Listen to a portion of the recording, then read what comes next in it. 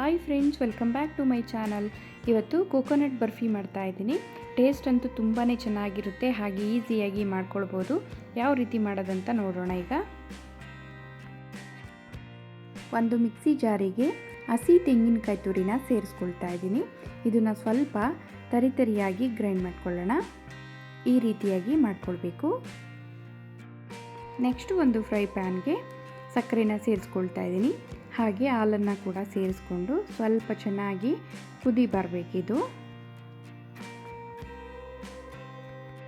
ಕೊಬ್ಬರಿ ಮಿಠಾಯಿಯನ್ನು ಹಸಿ ತೆಂಗಿನಕಾಯಿ ತುರಿನಲ್ಲಿ ಮಾಡಿದ್ರೆ ಸಖತ್ತಾಗಿರುತ್ತೆ ಟೇಸ್ಟು. ನೋಡಿ, ಈಗ ಕುದಿ ಬಂದಿದೆ. ಇದಕ್ಕೆ ತೆಂಗಿನಕಾಯಿ ತುರಿನ ಸೇರಿಸ್ಕೊಳ್ತಾ ಇದ್ದೀನಿ. ಚೆನ್ನಾಗಿ ಮಿಕ್ಸ್ ಮಾಡ್ಕೊಳ್ಬೇಕು. ಹಾಗೆ ಸ್ವಲ್ಪ ಕಡಿಮೆ ಹುರಿ ಇಟ್ಕೊಂಡೆ ಇದನ್ನು ಒಂದು 5 ಮಿನಿಟ್ಸು ಚೆನ್ನಾಗಿ ಕುದಿಸ್ಕೊಳ್ಬೇಕಾಗುತ್ತೆ. ಹಾಗೆ ಮಿಕ್ಸ್ ಮಾಡ್ಕೊಳ್ತಾನೆ ಇರಬೇಕು. ಇದು ಫುಲ್ ಗಟ್ಟಿ ಹದಕ್ಕೆ ಬರಬೇಕು. ಅಲ್ಲಿವರೆಗೂ ಕೂಡ ನಾವು ಚೆನ್ನಾಗಿ ಮಿಕ್ಸ್ ಮಾಡ್ಕೊಳ್ತಾನೆ ಇರಬೇಕಾಗುತ್ತೆ. ಸ್ವಲ್ಪ ಸಕ್ಕರೆ ಪಾಕ ಎಲ್ಲ ಚೆನ್ನಾಗಿ ಬರಬೇಕು. ನೆಕ್ಸ್ಟ್ ಇದಕ್ಕೆ ತುಪ್ಪ ಕೂಡ ಸೇರಿಸ್ಕೊಳ್ತಾ ಇದ್ದೀನಿ. ಮತ್ತು ಹಾಗೆ ಚೆನ್ನಾಗಿ ಮಿಕ್ಸ್ ಮಾಡ್ಕೊಳ್ತಾ ಇದ್ದೀನಿ. ಒಂದು 5 ಮಿನಿಟ್ಸ್ ಇದನ್ನು ಈ ರೀತಿ ಮಿಕ್ಸ್ ಮಾಡ್ಕೊಳ್ತಾ ಇರಬೇಕು.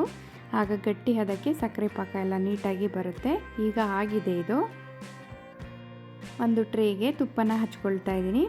ತುಪ್ಪ ಹಚ್ಕೊಂಡ ನಂತರ ಬಿಸಿ ಇರುವಾಗಲೇ ನೀಟಾಗಿ ಅದನ್ನು ಟ್ರೇಗೆ ಹರಡ್ಕೊಳ್ಬೇಕು. ಈ ರೀತಿಯಾಗಿ ಸ್ವಲ್ಪ ನೀಟಾಗಿ ಸೆಟ್ ಮಾಡ್ಕೊಳ್ಬೇಕು. ಈ ರೀತಿಯಾಗಿ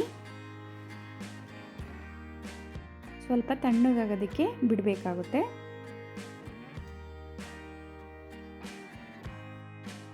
ತಣ್ಣಗಾಗಿದೆ. ಈಗ ಕಟ್ ಆಗ್ತಿದೆ ನೋಡಿ.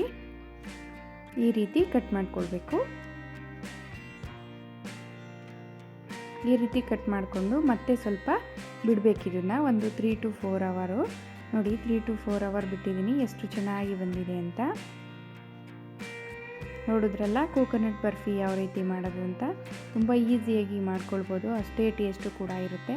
ಇದೇ ರೀತಿ ನೀವು ಟ್ರೈ ಮಾಡಿ ಹೇಗಿದೆ ಅಂತ ಕಮೆಂಟ್ ಮಾಡಿ. ಪ್ಲೀಸ್ ಸಬ್ಸ್ಕ್ರೈಬ್ ಆಗಿ ನಮ್ಮ ಚಾನಲ್ಗೆ ಸಪೋರ್ಟ್ ಮಾಡಿ. ಈ ವಿಡಿಯೋ ಇಷ್ಟ ಆದಲ್ಲಿ ಪ್ಲೀಸ್ ಒಂದು ಲೈಕ್ ಕೊಡಿ. Thank you.